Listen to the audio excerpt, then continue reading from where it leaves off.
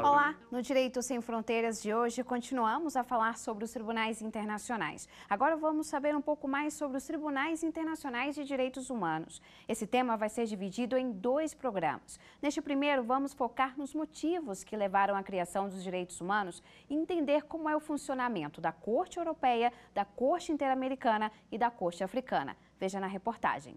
O desafio do século passado, marcado por 2 grandes guerras mundiais, foi a criação de um aparato internacional de proteção aos direitos humanos para prevenir novas destruições e mortes de pessoas.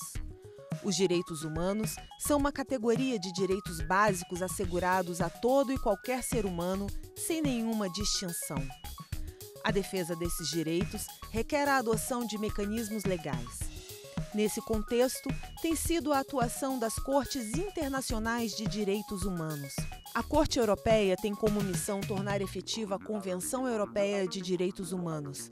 Assinada inicialmente em 1950, conta com 47 países. A Corte Interamericana de Direitos Humanos é responsável por aplicar a Convenção Americana de Direitos. Ela atua de forma contenciosa, além de ditar medidas provisórias. Outra corte regional é a africana. O Tribunal Africano de Direitos Humanos é composto por 11 juízes, oriundos dos Estados-membros da União Africana. O tribunal proferiu o primeiro acórdão em 2009. Para falar sobre esse assunto, vamos conversar com André de Carvalho Ramos, professor da Faculdade de Direito da Universidade de São Paulo, e com Lucas Carlos Lima, professor de Direito Internacional Público da Universidade Federal de Minas Gerais. Muito bem-vindos ao nosso programa. Professor André, eu vou iniciar com o senhor. Eu gostaria que o senhor falasse, no século passado, a gente vê que durante o século a gente teve 2 grandes guerras que, de certa forma, iniciaram a discussão sobre a defesa, a necessidade de se defender os direitos humanos. Eu gostaria que o senhor comentasse sobre como os direitos humanos, nesse contexto que a gente viveu no início do século passado. A proteção dos direitos humanos é uma proteção que consolida-se inicialmente no plano nacional de cada Estado, ou seja, não há na proteção dos direitos humanos uma clara internacionalização. Claro que os Estados, por exemplo, no século XIX, já possuíam algum tipo de iniciativa que hoje nós poderemos, por exemplo, classificar dentro da proteção de direitos humanos, iniciativas relacionadas, por exemplo, ao direito humanitário, direito dos conflitos armados. Entretanto, no século XX, especialmente depois da Segunda Guerra Mundial, é que ficou evidente a chamada armadilha nacionalista. Os direitos humanos, que têm, claro, uma vocação universal, uma vocação de reconhecimento a todos, não importando nacionalidade, credo, opinião política, ou seja, são direitos de todos, dependiam, antes da Segunda Guerra Mundial, das normas nacionais. E isso é uma armadilha. E se o Estado, por exemplo, garantisse direitos de uma maioria, mas oprimisse uma determinada minoria? E se o Estado garantisse alguns direitos e abandonasse outros? Isso, na verdade, gerou, especialmente depois dos chamados horrores da Segunda Guerra Mundial, uma consciência dos Estados para, pelo menos, oferecer uma alternativa. E, a partir da Carta da Organização das Nações Unidas, a partir da Declaração Universal dos Direitos Humanos, nós podemos ter diante de nós esses marcos que vão depois serem aprofundados. Há um desenvolvimento célere da proteção internacional dos direitos humanos, mas eu gostaria de deixar claro aqui que a responsabilidade primária pela proteção dos direitos humanos continua sendo dos Estados. Cabe ao direito internacional fornecer tão somente uma alternativa. É aquilo que eu sempre digo nas minhas obras: agir na falha dos Estados, permitir um olhar externo. Exatamente. E, professor Lucas, bem dentro do contexto do que o professor falou, eu gostaria que você comentasse sobre a criação dos tribunais de defesa dos direitos humanos. A gente vê que eles foram criados ao longo do século passado, se fortaleceram. E qual o contexto da atuação desses tribunais voltados diretamente para a defesa dos direitos humanos? Depois de 45, depois da nova ordem internacional do pós-guerra, nós tivemos uma judicialização do direito internacional. Essa judicialização ocorreu através de uma pluralização de tribunais internacionais. Hoje os estudiosos apontam mais de 30 tribunais internacionais permanentes funcionando, e parte dessa realidade foi a criação de tribunais internacionais de direitos humanos. Nós tivemos primeiro o sistema europeu, seguido pelo sistema interamericano e o sistema africano de direitos humanos. Outras iniciativas hoje são discutidas. Dentro da Liga Árabe, por exemplo, fala-se de um sistema de direitos humanos, e há, obviamente, também muitas pressões para que nós olhemos para a Ásia e encontremos ali um sistema de proteção. A grande parte interessante desses tribunais é que eles abdicaram de certa lógica estatalista em que apenas estados confrontavam estados em tribunais internacionais, como é o caso da Corte Internacional de Justiça, e indivíduos começaram a figurar nos processos como protegidos. É aquilo que diz o professor Antônio Cassese, é um grande paradoxo que aquele que deveria muito proteger os direitos humanos, que é o Estado, seja aquele que é condenado pelos seus indivíduos por ter violado os seus direitos humanos. Mas isso vai muito na linha do que o professor André de Carvalho Ramos já disse, age-se sempre numa lógica de subsidiariedade. Esse foi o preço que, de certa forma, se pagou para o estabelecimento desses tribunais, que eles ajam somente quando o Estado não pode agir.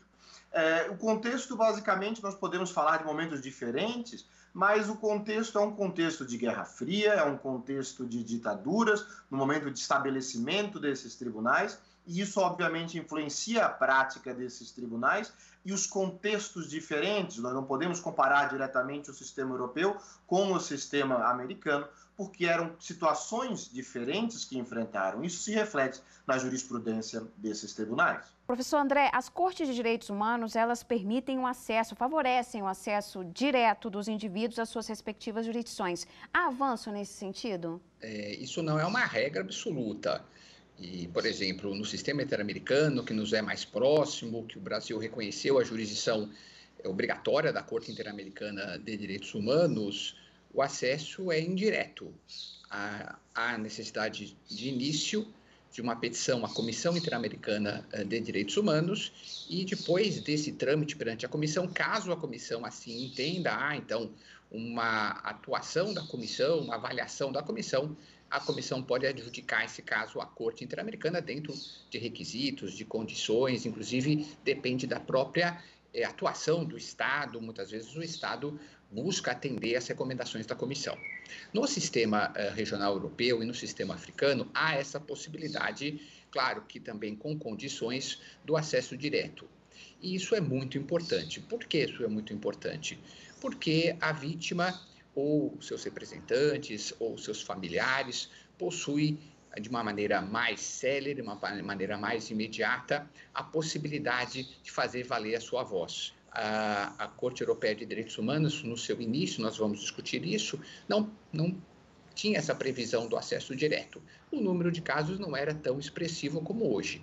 Em 2019, nós temos em andamento, saiu o relatório anual da Corte Europeia, aproximadamente 60 mil casos em andamento. Isso mostra uma riqueza, mostra, sim, uma possibilidade de uma efetiva atuação dos tratados, dos diplomas de direitos humanos. Para um Estado democrático, qual é o papel de um Tribunal Internacional de Direitos Humanos? Já que dentro de uma visão, creio que tradicional, de um Estado democrático, nós temos um poder judiciário independente que poderia já reparar as violações de direitos humanos. Mesmo os Estados democráticos podem vivenciar conjunturas de pânico, como se vê em alguns momentos na história recente, inclusive de vários países democráticos, podem vivenciar momentos até de xenofobia, e mesmo os Estados democráticos podem existir barreiras para minorias. E eu não estou dizendo minorias do ponto de vista só numérico, mas sim agrupamentos que, ao longo da história, mesmo em Estados democráticos, têm mais dificuldade de fazer vocalizar sua voz no jogo democrático. E por isso a importância desse olhar internacional. Eu sempre digo, a essência desse olhar internacional, e esse olhar internacional não é feito pelos textos dos tratados, é feito pela interpretação internacionalista. E essa interpretação internacionalista tem uma essência contramajoritária, Carla e colegas, ou seja, temos, sim, uma importância para os Estados democráticos, para que esses Estados democráticos sejam forçados, muitas vezes, a ver uma certa parcela da população, direitos que estão sendo negados. E, professor Lucas, então, dentro desse processo, a busca pelas Cortes de Direitos Humanos, ela deve ser o último recurso ou a primeira opção? Como boa parte que nós, professores, damos aos nossos estudantes, ela depende. Ela depende das situações específicas do caso, mas, tradicionalmente, existe uma regra no direito internacional que diz que para que o acesso ao direito internacional por um indivíduo ocorra, deve haver o exaurimento dos recursos internos. Isso vem de uma lógica de que os Estados são os primeiros defensores de seus cidadãos e, portanto, a busca de um tribunal internacional ela deve ocorrer depois que todos os meios internos já foram exauridos e já foram buscados. Mais uma vez, a lógica de subsidiariedade. Nós vamos à ordem internacional quando a ordem nacional não oferece a prestação jurisdicional ou ocorrem violações. Contudo, os tribunais de direitos humanos são cada vez mais presentes no nosso judiciário, na nossa prática. Existe uma técnica específica chamada controle de convencionalidade, que impõe aos juízes, mas também aos agentes públicos nacionais, de olhar a Convenção Americana e olhar a jurisprudência da Corte Interamericana na sua aplicação. Então, o tribunal, de certa maneira, está próximo da prática cotidiana, mas em casos de urgência, há possibilidade, sim, de se buscar tanto a Comissão Interamericana quanto a Corte Interamericana para buscar evitar que danos irreparáveis ocorram em casos de situações. As cortes internacionais são mecanismos extremamente complexos que, em relação ao indivíduo, esperam primeiro que haja esse passar pelo judiciário interno, mas existem outras modalidades que permitem, sim, um acesso de primeira opção, para ficar nos termos colocados pela sua pergunta. Carla. Professor André, agora a gente falando especificamente sobre o Tribunal Europeu de Direitos Humanos, ele é fundado em 1959, mas se torna permanente em 1998. O senhor citou um dado interessante, em 2019, um balanço de 60 mil casos. Como é que tem sido a atuação, então, da Corte Europeia? A Corte Europeia de Direitos Humanos, em primeiro lugar, merece ser saudada pelo seu pioneirismo. Os Estados europeus que foram congregados em uma organização internacional denominada Conselho da Europa, criada em 49, ou seja, logo, nos primeiros anos depois da Segunda Guerra Mundial, e imediatamente, em 1950, adotaram a Convenção Europeia de Direitos e Liberdades Fundamentais, também denominada por nós Convenção Europeia de Direitos Humanos, que completa agora 70 anos. Então, é uma conquista. A proteção internacional de direitos humanos, esse olhar que eu entendo importantíssimo para todas e todos, deve muito a essa experiência longeva do sistema regional europeu, que, claro, foi se modificando ao longo do tempo. Inicialmente existia, tal qual existe hoje no sistema interamericano, que imitou muito o sistema regional europeu na sua redação original, havia a Comissão Europeia de Direitos Humanos. Então, as vítimas, os representantes tinham que peticionar a Comissão Europeia e, logo depois, especialmente com o fim da Guerra Fria, com a queda do Muro de Berlim, os estados saídos do regime soviético ingressaram no Conselho da Europa e que também adaptou-se eliminando a Comissão. Eliminando a Comissão, como você mesmo mencionou, em 98, a Comissão foi, então, absorvida finalmente e a Corte Europeia de Direitos Humanos transforma-se em uma corte permanente com acesso direto. E isso, claro, é muito importante por vários motivos. Em primeiro lugar, porque fornece, claro, dentro da lógica da subsidiariedade, mas fornece uma alternativa a situações extremamente graves nos estados, mesmo que democráticos, que podem ocorrer. E esse volume jurisprudencial, como o professor Lucas mencionou, influencia também a tomada de decisão interna, influencia o legislador, influencia o Poder Executivo, influencia os juízes dos estados europeus. Isso também é muito importante. Claro que é necessário reflexão sobre o futuro do sistema regional europeu. Os estados democráticos muitas vezes se ressentem da interpretação internacionalista, os tribunais constitucionais se ressentem dessa interpretação internacionalista, como que um acórdão de um tribunal constitucional pode ser considerado uma violação de direitos humanos, como que a minha interpretação nacional não foi considerada a contento. Então, o sistema regional europeu tem algumas particularidades, mas sem sombra de dúvida, merece todos os aplausos pelo pioneirismo e pela contribuição nesses milhares de casos à própria interpretação sobre o conteúdo dos direitos protegidos. Ou seja, um importante legado para outros sistemas, mas a gente vai falar sobre isso daqui a pouquinho, porque agora a gente faz um rápido intervalo e na volta continuamos a falar mais sobre os tribunais internacionais de direitos humanos. O Direito Sem Fronteiras volta já.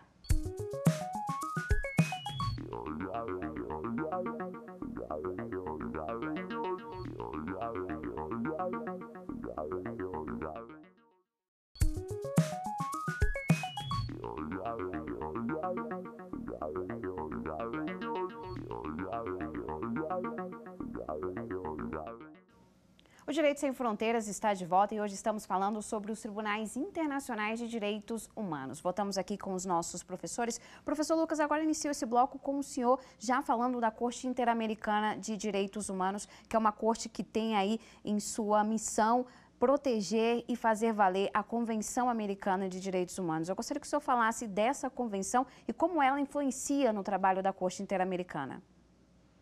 A Convenção Americana, ela é basicamente a nossa Carta de Direitos e essencialmente o rol dos direitos a serem protegidos pela atividade da Corte. A Corte age segundo essa carta, ela vem prevista na Carta da OEA, mas é essa carta que basicamente vai guiar a aplicação dos direitos e guiar a Corte na sua interpretação. E a Corte vai se transformar na intérprete maior dessa carta. Hoje nós não podemos falar em liberdade de expressão ou igualdade de gênero sem pensar nas interpretações que a Corte Interamericana nos forneceu em relação à Convenção Americana. Nesse sentido, nós podemos destacar não só o rol de direitos, os direitos são essencialmente aqueles direitos que foram entendidos por primeira geração, os direitos civis e políticos, mas também há lá o artigo 26 que permite a ideia de desenvolvimento progressivo e que a Corte recentemente tem utilizado para lentamente judicializar direitos econômicos, sociais e culturais. Eu mencionaria também o fato de que essa convenção ela permitiu, diferentemente talvez, em alguns aspectos da Convenção Europeia, através do seu artigo 29, o artigo de interpretação, uma interpretação em que não permitia reduções, uma interpretação que deveria ser sempre mais benéfica, mais favorável, uma interpretação pró-homine. E a doutrina da margem de apreciação, que foi mencionada pelo professor André, ela, de certa forma, não foi completamente abraçada pela Corte, exatamente por essas exigências impostas pela Convenção Americana, pela interpretação esposada pela Corte Americana, pela Convenção Americana, e, especificamente, nós temos aqui contextos diferentes. Nós estamos lidando com uma América Latina que sai dos seus processos de redemocratização, uma América Latina que não se vê, como na Europa, tentando firmar liberdades individuais contra os partidos comunistas locais ou as influências da União Soviética, mas uma América Latina que está lidando com problemas estruturais, políticos e sociais. E, portanto, a Convenção Americana se transforma nesse instrumento vivo a ser aplicado pela Corte, e a interpretação dada pela Corte é exatamente nesse sentido de um instrumento evolutivo, um instrumento que corresponde às necessidades sociais. Professor André, a Corte Interamericana ela exerce uma função contenciosa e também consultiva. Eu gostaria que o senhor comentasse como são os casos, como é que chegam até a Corte Interamericana e como é que eles são analisados. Em geral, nós podemos, então, dividir a jurisdição da Corte em dois segmentos muito importantes: a jurisdição consultiva e a jurisdição contenciosa. A jurisdição consultiva, rapidamente, a Corte é provocada para solucionar, para esclarecer uma dúvida. É feita, inclusive, uma pergunta muito interessante. Pode ser provocada pela própria Comissão Interamericana, que é esse órgão que tem sede em Washington, que é a sede da OEA, inclusive, é um órgão principal da OEA, pelos estados e por alguns órgãos internos da própria OEA. Feita a pergunta, a Corte, então, em geral, responde essa pergunta. E por que isso é importante? Porque, apesar da jurisdição consultiva não vincular expressamente os estados, fornece a interpretação internacionalista, fornece avanço. E na jurisdição contenciosa, aí o papel da comissão também é importante, porque as vítimas, por exemplo, os jurisdicionados brasileiros, e não é necessário que seja um nacional, pode ser, por exemplo, um migrante indocumentado aqui no Brasil, sujeito eventualmente uma violação de direitos, peticiona a Comissão Interamericana. Carla, a Comissão Interamericana tem todo um rito, pode inclusive ter uma solução amistosa envolvendo o Brasil, mas eventualmente, após o trâmite, a comissão elabora o que nós chamamos de primeiro relatório, o Estado, por exemplo, não concorda, e a comissão, caso o Estado tenha reconhecido a jurisdição obrigatória da Corte, o Brasil já reconheceu desde 98, então já se passaram anos, né, do reconhecimento, a comissão adjudica o caso à Corte Interamericana de Direitos Humanos, e nessa jurisdição contenciosa, aí sim o Estado vai ter direito à ampla defesa, contraditório, e finalmente nós teremos uma sentença. E aí, Carla, a sentença é vinculante. Para nós brasileiros, importa, claro, esse é o chamado impacto direto da jurisdição contenciosa, porque as sentenças vinculantes contra o Brasil, e muitas vezes essas sentenças exigem grandes transformações no nosso ordenamento. Como o professor Lucas mencionou, também nos interessa bastante, eu chamo isso dos chamados precedentes transformadores. Muitas vezes casos contra nossos vizinhos, contra países que reconheceram a jurisdição obrigatória da Corte Interamericana, são essenciais para que nós possamos refletir. Por quê? Muitas vezes essas interpretações adotadas pelos nossos vizinhos, nós também adotamos. Muitas vezes, os nossos códigos, nossas leis, são muito similares pela nossa herança ibérica. E muitas vezes, então, nós estamos também cometendo ilícitos, violações de direitos humanos, e a comissão simplesmente, no trâmite de uma petição, entendeu que aquele era o momento, numa petição envolvendo, por exemplo, feminicídio, como se nós não tivéssemos também feminicídio no Brasil, o caso Campo Algodoneiro contra o México. Então, por isso é muito importante. E eu vou dar um bom exemplo. O Supremo Tribunal Federal, utilizando esses precedentes transformadores, fez uma atualização do nosso processo penal no caso da audiência de custódia. Carla, foi fruto desses precedentes, não era um caso contra o Brasil, havia casos contra outros estados, contra o Equador e outros estados, nossos estados contratantes e reconhecedores da jurisdição obrigatória da Corte. Ou seja, um papel importantíssimo que a Corte Interamericana adota aqui no Brasil. E, professor Lucas, eu imagino que semelhante seja com a Corte Africana, que é uma corte jovem. A gente acompanha que o continente africano ainda vive conflitos armados, guerras civis ali entre as pessoas. Eu gostaria que o senhor falasse um pouquinho sobre essa corte, como é que ela tem atuado lá na África.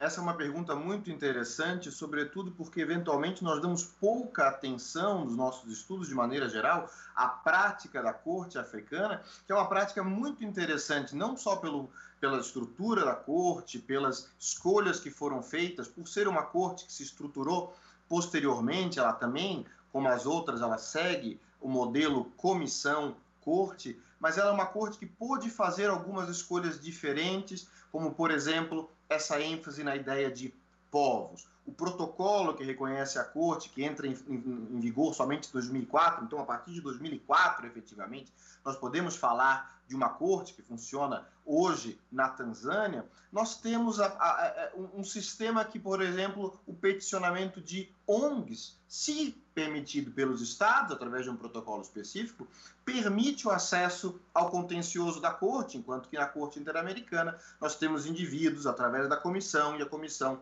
leva o caso à Corte. As vítimas participam, obviamente, do procedimento, mas a comissão faz esse papel de intermediário. Também no sistema africano, mas lá nós temos essa preocupação em permitir. Nós sabemos que ONGs são grandes motores dos sistemas de direitos humanos e a Corte Africana ela já parece estar preocupada com esse tipo de questão. Ela também foi fruto, particularmente, do Comitê Internacional de Juristas, que é uma organização não governamental exatamente para a promoção dos direitos humanos. Hoje ela é uma corte ainda com poucos julgamentos. Ela é uma corte que tem 60 julgamentos em toda a sua história. A Corte Interamericana ela tem algo em torno de 300 julgamentos de mérito. Estamos entre 300 e 400, se eu não me engano. O professor André pode me corrigir. E a Corte Europeia ela julga mais de 1000 casos ao ano. Então aqui nós temos cortes diferentes. Mas a Corte Africana ela começa a sedimentar uma jurisprudência. Ela já começa a tocar em assuntos que as outras cortes eram um pouco mais receosas de tocar, como, por exemplo, a questão ambiental. Hoje existe um link muito grande entre direitos humanos e meio ambiente, e existe uma jurisprudência crescente nesse sentido, também na Corte Africana. Uma última decisão que a Corte Africana emitiu foi contra o Mali, em relação a desaparecimento de pessoas. Então, nós temos essa nova corte, com uma nova prática, também para estimular isso que se chama diálogo entre cortes, essa fertilização cruzada entre a jurisprudência de cortes. Mas um fenômeno interessante no continente africano, e eu acho que isso é uma tendência geral em tribunais internacionais, é que outras cortes regionais estão também tocando em questões de direitos humanos, como a Corte Africana para o leste africano, ou seja, ali também questões de direitos humanos. Como disse aqui o professor André, eu acho que a metáfora do professor André, que eu não tinha ouvido ainda, apesar de ser leitor de suas obras, é um pouco o toque de Midas. Os direitos humanos começam a influenciar a jurisprudência de outros tribunais e acho que essa tendência, apesar de retrocessos, apesar de resistências, é uma tendência positiva que nós verificamos hoje no direito internacional dos direitos humanos e nas cortes também africanas. Ou seja, decisões que vão influenciar todos os países nas suas legislações. É uma pena, mas o nosso tempo chegou ao fim. Mas no próximo programa vamos continuar falando sobre as cortes internacionais, especificamente sobre os casos brasileiros na Corte Interamericana de Direitos Humanos. Eu agradeço aos nossos convidados, André de Carvalho Ramos e Lucas Carlos Lima, e também a você que nos acompanhou. Veja a nossa programação no site da TV Justiça e também no nosso canal no YouTube. Nosso e-mail é direitosemfronteiras@stf.jus.br. Um abraço e até a próxima.